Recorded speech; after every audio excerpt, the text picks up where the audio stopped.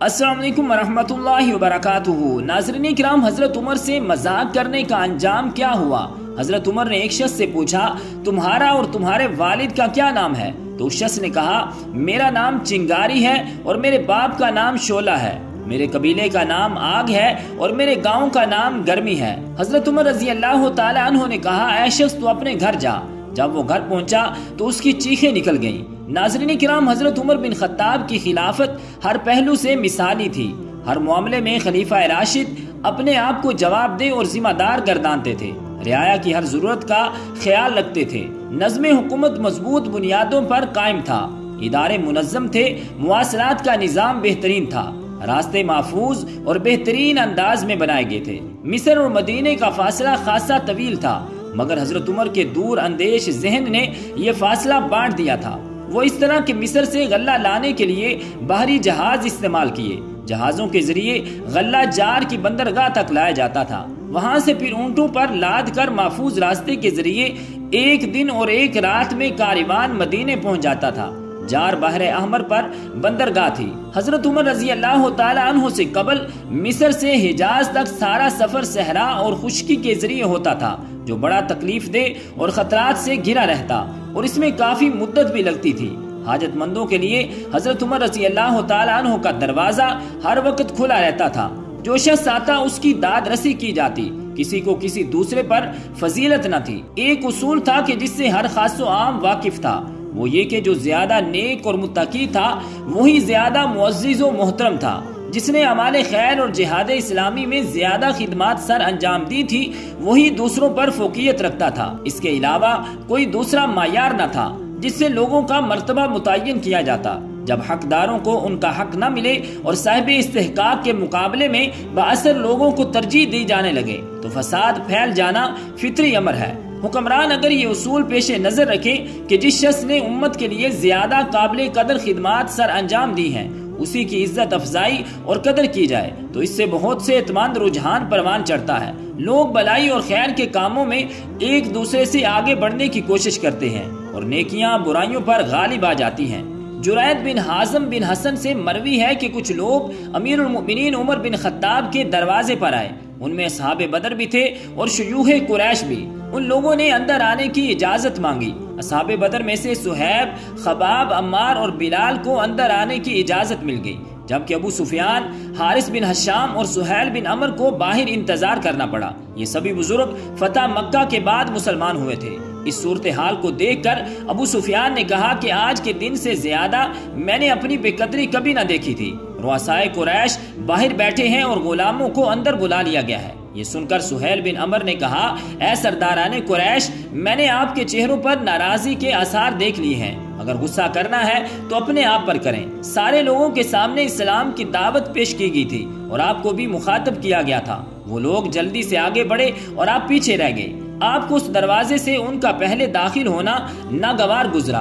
खुदा की कसम, ये तो कोई बात नहीं। वो तो अपने दर्जात की बुलंदी में आपसे इतने आगे बढ़ गए हैं कि अगर आप उसका एहसास करें तो अपनी महरूमी पर कफी अफसोस मलते रह जाएं। फिर मजीद कहा, ऐ लोगों, ये सब अल्लाह की राह में जिहाद और सबकत इस्लाम की वजह से आपसे आगे बढ़ गए हैं। अब आपके लिए एक ही रास्ता है कि तलाफी ये माफात कर सके, और वो जिहाद का रास्ता है। शायद अल्लाह ताला आपको शहादत का रुतबा अता करके आपके दरजात बुलंद फरमा दे। हजरत सुहैल इसके बाद इस्लामी लश्करों के साथ शाम में जा शामिल हुए और मैदान जहाद में शहादत पा ली। जुरैद बिन हाज़म बिन हसन उनके बारे में ये वाकया बयान करने के बाद कहा करते थे, अल्लाह की कसम, सुहैल ने सच कहा।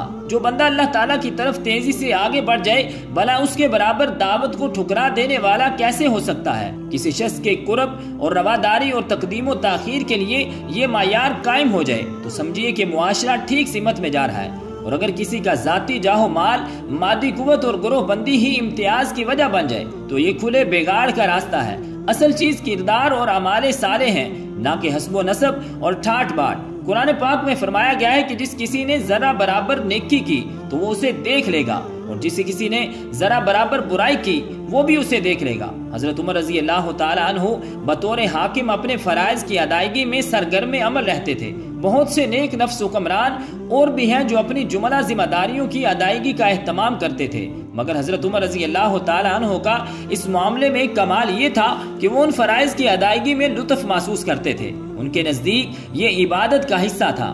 رعایا کے لیے جذبات محبت اور نیکی کے کاموں کے لیے ہمیشہ کمر بستہ رہنا ان کی شان تھی۔ انہوں نے خلافت کا بھاری بوجھ اٹھایا اور اس کا حق ادا کر دیا۔ اس بوجھ کے باوجود وہ دوسروں کا بوجھ کم کرنے اور اپنے اوپر زیادہ بوجھ لادنے کی فکر میں رہتے تھے۔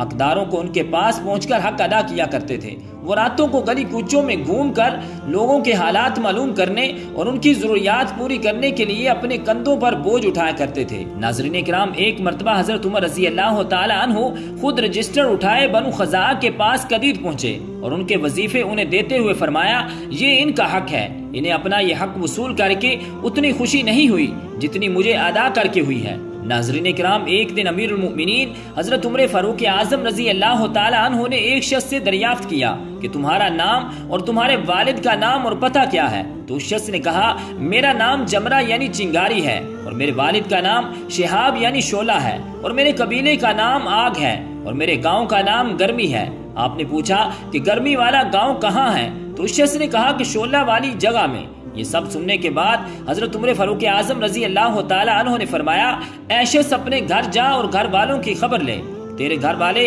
آگ میں جل کر مر چکے ہیں اور تیرا گھر جل کر تباہ و برباد ہو چکا ہے۔ وہ شخص گھر گیا تو دیکھا کہ واقعی ہی گھر میں آگ لگی ہوئی ہے اور گھر کے تمام لوگ جل کر مر چکے ہیں۔ اللہ تعالیٰ نے حضرت عمر فاروق اعظم رضی اللہ تعالی عنہ کی بات کو سچ فرما دیا کہ وہ شخص اپنے الفاظ سے عمر فاروق اعظم رضی اللہ تعالی عنہ کی شان میں گستاخی کر رہا تھا تو اس کا انجام برا ہو گیا۔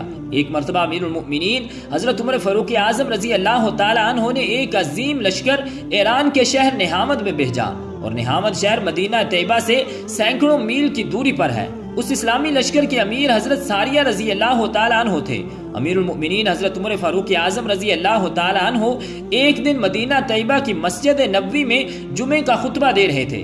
امیر المؤمنین رضی اللہ تعالی عنہ نے خطبے کے دوران خطبہ بند کر کے 3 مرتبہ فرمایا، یا ساریۃ الجبل، یا ساریۃ الجبل، یا ساریۃ الجبل، یعنی اے ساریہ پہاڑ کی طرف دیکھو، اے ساریہ پہاڑ کی طرف دیکھو، اے ساریہ پہاڑ کی طرف دیکھو۔ مسجد نبوی کے تمام نمازی حیران و پریشان ہو گئے کہ آخر معاملہ کیا ہے کہ امیر المؤمنین خطبہ کے بیچ میں خطبے کو بند کر کے حضرت ساریہ رضی اللہ تعالی عنہ کو آواز دے رہے ہیں، جبکہ حضرت ساریہ رضی اللہ تعالی عنہ مدینہ طیبہ سے سینکڑوں میل دور ملک ایران کے شہر نہامد میں دشمنان اسلام سے جنگ کر رہے ہیں۔ کچھ عرصہ کے بعد نہامد سے ایک قاصد آیا۔ امیر المؤمنین حضرت عمر فاروق اعظم رضی اللہ تعالی عنہ نے اس قاصد سے جنگ کا حال دریافت کیا تو اس نے بتایا کہ قریب تھا کہ ہمارا اسلامی لشکر شکست کھا جاتا اور ہمارے دشمن کا لشکر ہم پر کامیاب و کامران ہو جاتا کہ ہم کو ایک آواز سنائی دی جو امیر المؤمنین کی آواز میں تھی کہ اے ساریہ پہاڑ کی طرف دیکھو۔ اس آواز کو ہم نے 3 مرتبہ سنا۔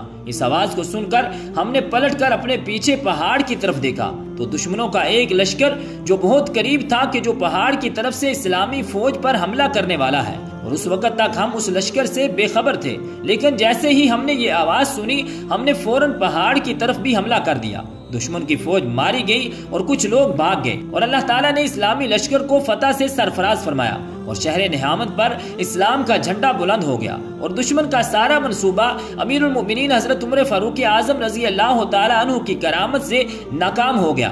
ایک مرتبہ حضرت علی رضی اللہ تعالیٰ عنہ فرماتے ہیں کہ میں نے اپنے محبوب صلی اللہ علیہ وآلہ وسلم کے وصال شریف کے بعد خواب دیکھا کہ میں اپنے پیارے نبی صلی اللہ علیہ وآلہ وسلم کے پیچھے نماز پڑھ رہا ہوں۔ نماز ختم ہو گئی تو میں نے دیکھا کہ ایک شخص کھجور کا طبق لے کر آیا اور نبی کریم صلی اللہ علیہ وآلہ وسلم کو پیش کیا اور عرض کی کہ ان کھجوروں کو نمازیوں میں تقسیم فرما دیں۔ آپ صلی اللہ علیہ وآلہ وسلم نے کھجور کا طبق لیا اور نمازیوں کے درمیان تقسیم فرمانا شروع کر دیا۔ حضرت مولا علی رضی اللہ تعالیٰ عنہ بیان کرتے ہیں کہ جب میری باری آئی میں نے خیال کیا کہ رسول اللہ صلی اللہ علیہ وآلہ وسلم کی خدمت میں عرض کروں کہ میں 3 دن سے فاقے کر رہا ہوں، اس لیے مجھے زیادہ کھجوریں عطا ہو جائیں تو بہتر ہوگا۔ تو نبی کریم صلی اللہ علیہ وآلہ وسلم نے مجھ کو زیادہ حصہ نہیں دیا۔ میں خواب سے بیدار ہوا اور نماز فجر کے لیے مسجد میں گیا اور حضرت عمر فاروق اعظم رضی اللہ تعالیٰ عنہ کے پیچھے نماز پڑھی۔ نماز کے بعد ایک صاحب کھجور سے بھرا ہوا طبق لے کر آئے اور حضرت عمر فاروق اعظم رضی اللہ تعالیٰ عنہ نے کھجوروں کو نمازیوں کے درمیان تقسیم فرمانا شروع کیا۔ جب میری باری آئی تو میں نے حضرت عمر فاروق اعظم رضی اللہ تعالیٰ عنہ سے عرض کیا کہ میں 3 دن سے بھوکا ہوں، فاقے سے ہوں، اس لیے آپ مجھے زیادہ کھجوریں عطا فرما دیں تو کیا ہی اچھا ہوگا۔ تو حضرت عمر فاروق اعظم رضی اللہ تعالیٰ عنہ نے فرمایا، اے علی، اگر رات کو رسول اللہ صلی اللہ علیہ وآلہ وسلم آپ کو زیادہ کھجوریں عطا کرتے تو میں بھی آپ کو زیادہ کھجوریں دے دیتا۔ حضرت مولا علی رضی اللہ تعالیٰ عنہ بیان فرماتے ہیں کہ میں حیران ہوا اور میں نے جو کچھ خواب کی حالت میں دیکھا تھا وہ سب حضرت عمر فاروق اعظم رضی اللہ تعالیٰ عنہ نے تمام نمازیوں کے بیچ مسجد میں بیان فرما دیا۔ امیر المؤمنین حضرت عمر فاروق اعظم رضی اللہ تعالیٰ عنہ کا دور خلافت ہے اور مدینہ طیبہ میں زلزلہ آیا۔ امیر المؤمنین حضرت عمر فاروق اعظم رضی اللہ تعالیٰ عنہ نے اللہ تعالیٰ کی حمد و ثنا بیان کی اور اپنے درے سے زمین کو مارا اور فرمایا، اے ایمان والو، اللہ تعالیٰ نے اپنے نیک بندوں کو کتنا اونچا مرتبہ عطا فرمایا ہے اور زمین کو محبوب بندوں کے تابع فرما دیا ہے۔ دیکھتے ہی دیکھتے حضرت عمر فاروق اعظم رضی اللہ تعالیٰ عنہ کے حکم سے زمین ٹھہر گئی اور زلزلہ ختم ہو گیا۔ ناظرین کرام، یہ شان اور عظمت حضرت عمر فاروق اعظم رضی اللہ تعالیٰ عنہ کی ہے، تو آپ صلی اللہ علیہ وآلہ وسلم کی عظمت و شان کو کون سمجھ سکتا ہے؟ ناظرین کرام، یہ ہوتی ہے اللہ والوں کی شان۔ اللہ تعالیٰ سے دعا ہے کہ رب ذوالجلال ہمیں اپنے نیک بندوں سے محبت کی توفیق اور ہمت عطا فرمائے۔ آمین بجاہ النبی الکریم الامین۔